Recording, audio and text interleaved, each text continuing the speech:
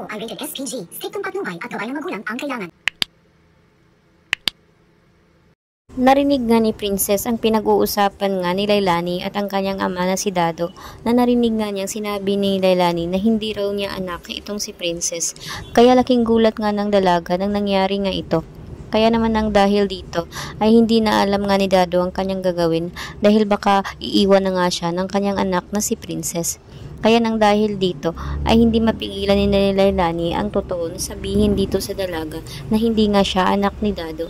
Kaya sa galit nga ni Princess ay agad nga itong umalis at dito ay may nasamang mangyari dito kay Princess at masagasaan nga ito.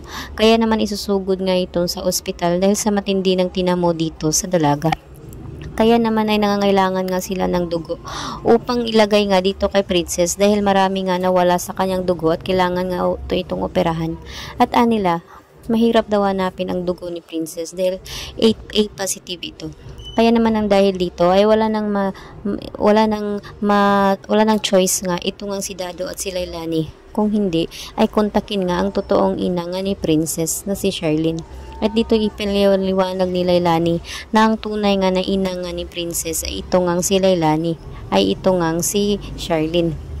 Kaya hindi rin alam ni Dado dahil ang akala nga niyang ina ni Princess ay itong si Divina. Dahil ayaw nga niyang ibigay itong si Princess kay Divina dahil alam niyang masama itong babae at dahil baka nga ay maltratuhin nga niya itong si Princess.